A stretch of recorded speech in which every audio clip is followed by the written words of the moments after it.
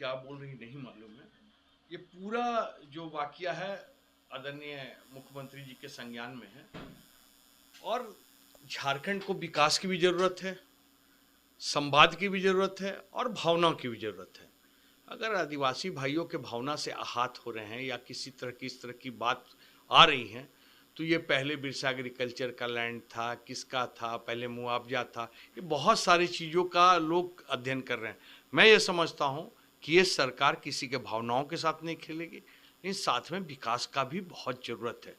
आम आदमी रिम्स में आज परेशान है, उनको बेड नहीं मिलता है, तो आप और हम मिलकर के बोलते हैं कि देखिए रिम्स की ये लचर व्यवस्था है, बनना है रिम्स 2। अगर वहाँ पर किसी भावनाओं से आहत हो रहे हैं तो मैं ये समझता हूँ कि मुख्यमंत्री स्वयं इसको हस्तक्षेप करेंगे। और आशा लकड़ा जी ये पुल पर भी गई थी, लेकिन विकास का जहाँ पर आएगा मामला, कुछ ना कुछ इस तरह की भी भावनाएं आएंगी। मैं ये समझता हूँ कि भावनाएं भी उतनी ज़रूरत है उतनी विकास भी ज़रूरत है। इस देश को, इस प्रदेश को विकास का भी जरूरत है, लेकिन मैं ये समझता हूँ कि आदिवासियों के हित के लिए राज्य बना था, उनकी मांगों को, उनकी बातों को किसी तरह से आहत नहीं पहुँचे, ये देखना हमारी सरकार का परम कर्तव्य है और हम लोग देखते हैं और देखते रहेंगे। आशा लकड़ा जी और भारतीय जनता पार्टी को इसको राजनीतिक मुद्दा बनाने का कोई मतलब नहीं बनता है।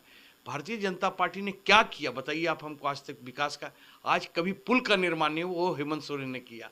राम मंदिर, तपोवन मंदिर में जो 14 करोड़ कुछ दे करके उसका कि आज तक आप राम राम करते, उस मंदिर का निर्माण आप नहीं करा पाए। तो हमारा काम है विकास का, हमारा काम है लोगों की भावनाओं के साथ चलने का, और हमारा कर्तव्य है कि आम आदमी खुशहाल रहे। इसी को लेकर के हम लोग इस भावना से हमारी सरकार चल रही है। रिम्स 2 को लेकर लगातार विवाद देखने को मिल रही है, आदिवासी समाज गोलबंद है, लेकिन वहीं दूसरी ओर स्वास्थ्य मंत्री इरफान अंसारी समेत झामुमो के कई नेताओं ने कह दिया है कि रिम्स 2 उसी जमीन पे बनेगी जहां पे बात चली है। इस पर बीजेपी का क्या रुख रहेगा? नहीं, हम विरोध करते हैं, बिल्कुल नहीं बनने देंगे रिम्स 2 को। आदिवासियों की खेती भूमि योग्य जमीन पर अगर ये बनाने की सरकार सोच रही है हरदर्मिता से, तो लाठी डंडे से सरकार नहीं चलती है, सरकार संवेदनशीलता से चलती है। अगर सरकार बुलडोजर लगा के करने की कोशिश करेगी तो भाजपा का कार्यकर्ता विरोध करेगा। साहब, आपको अगल बगल में सैकड़ों एकड़ सरकारी ज़मीन उपलब्ध है, आप उसको नहीं टच करके जो आदिवासी हैं वहाँ पर,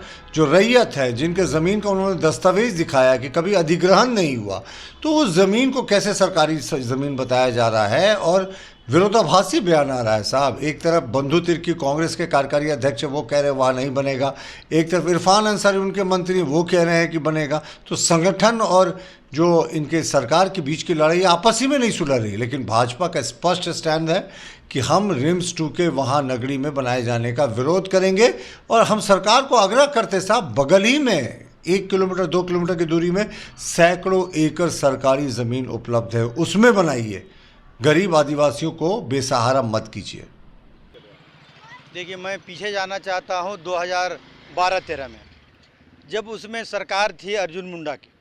उस समय एक्वायर हो रहा था एसी के लिए, लॉ कॉलेज के लिए। जब वहाँ हुआ तो लोग वहाँ से लड़े, पूरा समाज लड़ा। मैंने जितना भी सामाजिक संगठन हो, या तो बाबूलाल मरांडी हो, चाहे ये शिबू सोरेन हो, चाहे हेमंत सोरेन हो, चाहे बंधु तिर्की हो, उसमें सारे लोग लड़ाई लड़े। और मैंने गुरुजी बोले वहाँ पर कि भाई ये ज़मीन जो आदिवासियों का है, खेती योग्य ज़मीन है, इस ज़मीन को आप लोग जोत कोड़ करिए। और बड़ी लड़ाई हुई, उसमें लड़ाई में हम लोग को जीत हासिल हुआ और वो काम बंद हुआ। 6, 7, 8 साल काम बंद हुआ। लोग खेती बाड़ी करते आ रहे हैं, चूँकि वहीं पर जितना ज़मीन है नगरी वासियों का, मात्र उतना ही ज़मीन है। और ये अगर रिम्स 2 ले जाएंगे तो भूमिहीन हो जाएंगे। दूसरी बात, उस लड़ाई में हम लोग सूचना अधिकार लोग मांगा गया, तो सूचना अधिकार से बिरसा कृषि विश्वविद्यालय से मांगा गया। वो बोला कि हमारे पास कोई रिकॉर्ड नहीं है, हम इसको अधिग्रहण नहीं किए हैं। उस तरह के सारा डॉक्यूमेंट्स लेके जब हम लोग लड़ाई लड़े तो वहाँ काम रुकी। फिर से ये राज्य सरकार जो इंडिया गठबंधन की सरकार वहाँ पर अपना रिम्स 2 बनाने का प्रयास कर रही है। चूँकि पहले भी लॉ यूनिवर्सिटी का जो एक्वायर हुआ था उसमें आदिवासी को पैसा नहीं मिला। दूसरी बात, रिंग रोड गया, उसका भी पैसा नहीं मिला। ये सरकार बोलती है 55-56 में हम ज़मीन को सरकार एक्वायर की थी, तो 55-56 में एक्वायर की थी, तो आज तक ज़मीन खाली है। चूँकि रसीद 12-13 तक कटते आया किसान का, वो मामला है। दूसरी बात ये सरकार कह रही है कि नहीं ये ज़मीन हम लिए हैं, तो ये सरकार कहीं से सूचना अधिकार के माध्यम से कहीं से नहीं है। अभी मामला क्या खेल हो रहा है, कुछ जो सरकार के जो पक्षधर हैं, जो सरकार के वोटर हैं, वो लोग चाह रहे हैं कि इसमें बड़ा विवाद ना हो और ये आंदोलन ना हो, और आंदोलन ना हो और इसमें बड़ी तंत्र लगा हुआ है कि ताकि ये लोग आंदोलन ना करे, इसको मुद्दा ना बनाए। क्या रूपरेखा रहेगी आप लोगों की? हम लोग का रूपरेखा वही बता रहे हैं, जो कहानी है, मतलब ये जो पहले लड़ाई लड़े थे उस सरकार के पक्ष में है। अभी लोग हैं नगरी वासियों को ऐसे छोड़ दिया गया, कुछ लोग लड़ रहे हैं, जो ये है जो सरकार का जो वोटर है, सरकार का जो मतलब पक्षधर है, वो लोग चाह रहा है कि ये आंदोलन ना हो और यह रिम्स 2 बने। तो वहाँ पर जनता आज भी वहाँ बैठक थी, बैठक में बड़ा रणनीति बने, बड़े बड़े सामाजिक संगठन लोग रहे, बंधन तीगा जी थे और मैंने ये गीताश्री उरांव, सभी लोग वहाँ पर थे। हम लोग रणनीति बनाए तय किए वहाँ बड़ा आंदोलन होगा। दूसरी बात रिंग रोड की, रिम्स 2 की बात है। आप ही बताइए, ठीक है रिम्स 2 बने, अरे यहाँ पर रिम्स है, आप ये देखिए ना भाई कि कहाँ का जनता को आने में सुविधा होगा, नज़दीक पड़ेगा, है ना। इधर का लोग आने में 100-150 किलोमीटर रिम्स पहुंच जाते हैं। अब सल्थाल परना साहेबगंज से 300-400 किलोमीटर पड़ेगा, तो आते में आदमी मर जाएगा। तो आप संथाल परगना में बनाई ना भाई रिम्स 2, मतलब एक ही जगह बनाने क्या तरीका है ना।